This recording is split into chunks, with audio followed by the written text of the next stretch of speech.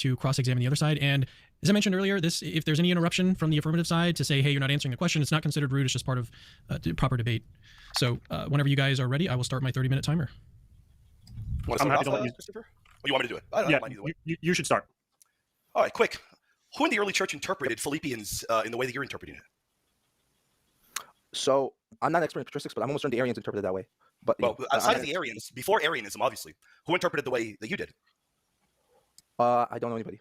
Not a single father did. You lay this out as if you said that you were shocked that I brought it up. With all due respect, I've looked up every single patristic source, including looking into the TLG, the Thesaurus Lingua Graecia, looking at every Greek father's interpretation. They're unanimous that it means that he's God in morphe theos. So before the Arians, and by the way, I'm not even aware of an official Arian interpretation of in morphe theos. Are you? No, I don't know. I'm not going to claim, like I said, I'm not an expert in patristics, so I won't claim to like having a specific person I can quote. But one quick point on that is most of their works don't exist. So that's on this issue of patristics.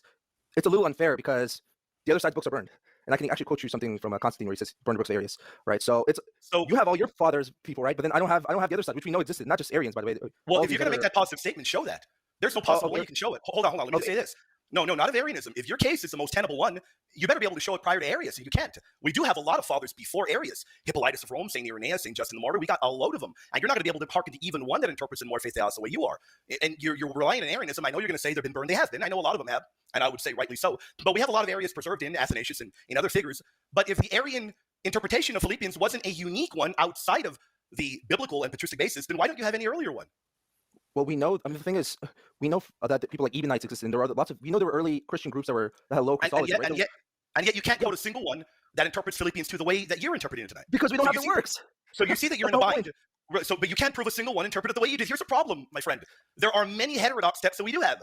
I know you're laughing, but we've got a lot of writings of Pelagius that have been preserved, and we can look at the preserved in the patristic era. We've got heretics preserved. We can look at Eusebius, the multiple figures that are preserved. Eusebius of Caesarea was semi-Arian, and Eusebius of Nicomedia. None of these guys are interpreting this the way that you are. So my concern is, you're saying this is an Arian interpretation. You can't even give me an interpretation from Arians or semi-Arians that interpret it the way you do. Yeah, like I said, I mean, this is a debate. Like, I don't know how to adjudicate this because I'm claiming that there's a lot of early writings of these people that we don't have, right? We just don't have the early writings. We got a lot of ante-Nicene, apostolic fathers, ante-Nicene fathers, and you clearly are out of touch with Arianism. If your claim is that we don't have a lot of writings, that's not the claim of Arianism, my friend. The claim of the Arians of Paul of Samosata that predated Arius and Arius was that the Nicene Christians were twisting the texts. And the fathers, we do have those writings, Justin the Martyr and many others. So we got a lot of writings pre-Arius. Yeah, but the people who were preserved that were pre-Arius, right, were proto-Trinitarians or proto-Orthodox, right? I think that's usually accepted that. I don't know if you. What author can you even mention in the history of humanity prior to Arius to where their writings don't exist? Which one? I don't know, Ebionites, for example. You admit that they have a low Christology, right? I mean, I don't know. No, I don't agree with you. There's certain Ebionites. I don't agree with you. There's certain Ebionites that taught the pre-existence of the Son. So no, I don't agree there. The Marcionites is not the issue. But they don't all teach the same thing. My point is they don't all teach the same thing to the Ebionites. So we don't know what they believed. In general, we don't know generally what they believe. But my friend, your thesis tonight, your thesis tonight has put you in a very thick wooded area because you're taking Arianism. You didn't say I'm taking the Ebionite position or the Marcionite. You said Arianism.